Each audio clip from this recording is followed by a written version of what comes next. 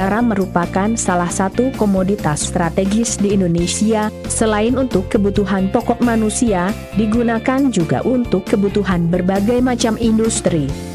Garam merupakan kumpulan senyawa kimia yang komponen utamanya natrium klorida atau NaCl.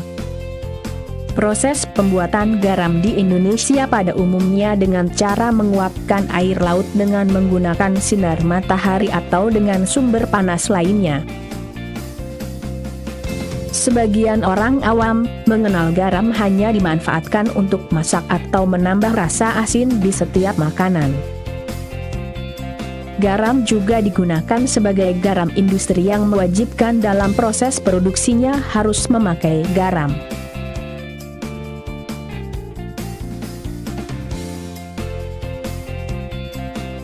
Penggunaan garam secara umum dibagi menjadi dua.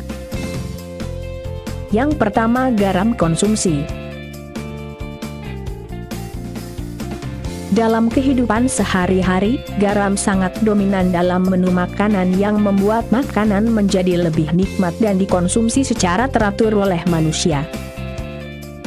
Garam konsumsi merupakan garam yang dikonsumsi bersama-sama dalam makanan atau minuman. Garam konsumsi memiliki NaCl minimal 94% dan harus memenuhi persyaratan kualitas garam konsumsi. Standar untuk garam konsumsi sudah dapat dipenuhi oleh petani lokal Indonesia. Sebagian besar garam dunia diproduksi dari tambang garam atau dengan menguapkan air laut dan perairan kaya mineral lainnya. Garam juga memiliki berbagai fungsi, yang paling umum adalah untuk membumbui makanan. Garam sering dianggap tidak sehat jika dikonsumsi jumlah terlalu banyak sehingga meningkatkan tekanan darah.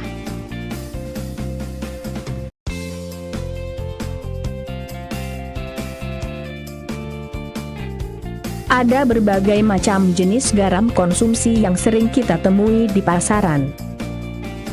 Ada garam meja atau garam dapur. Garam ini biasanya sangat halus, dan ada juga yang bentuknya kasar, tergantung selera konsumen. Biasanya pada garam meja atau dapur ada proses penambahan yodium. Hal ini dilakukan sebagai salah satu pencegahan kekurangan yodium yang umum terjadi di banyak negara.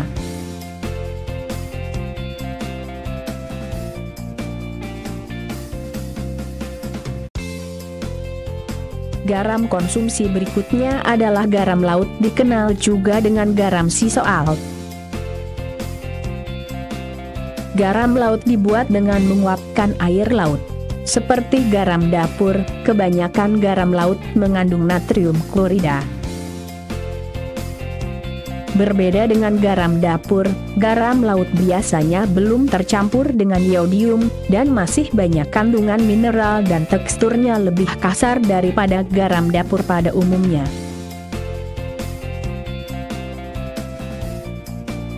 Garam laut mempunyai rasa lebih kuat daripada garam dapur, dikarenakan garam laut masih murni belum diolah lagi seperti garam dapur dan masih banyak kandungan mineralnya.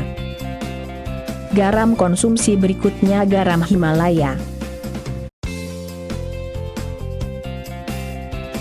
Garam Himalaya adalah garam berwarna pink yang berasal dari Hera Salt Mine, yaitu tambang garam terbesar di kaki pegunungan Himalaya, Pakistan. Garam Himalaya mengandung 98% natrium klorida dan sejumlah mineral lain yang meliputi kalium, kalsium, magnesium, sulfur, dan zat besi. Sebab itu, warna garam Himalaya berbeda dengan warna garam pada umumnya. Itulah sedikit jenis-jenis garam konsumsi yang kita kenal di pasaran, dan masih banyak lagi jenis garam yang lain.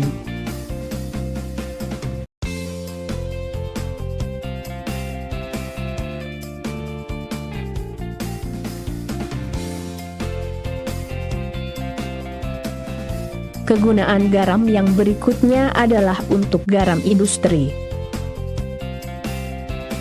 Garam industri merupakan garam yang digunakan sebagai bahan baku maupun bahan penolong bagi industri lain. garam industri digunakan untuk kebutuhan farmasi, kosmetik, tekstil, dan sebagainya. Garam industri memiliki NaCl minimal 97%. Khusus untuk industri pangan dan farmasi, garam harus mempunyai standar yang sudah ditentukan oleh lembaga-lembaga terkait, seperti Badan Pengendalian Obat dan Minuman, SNI, dan lain-lain.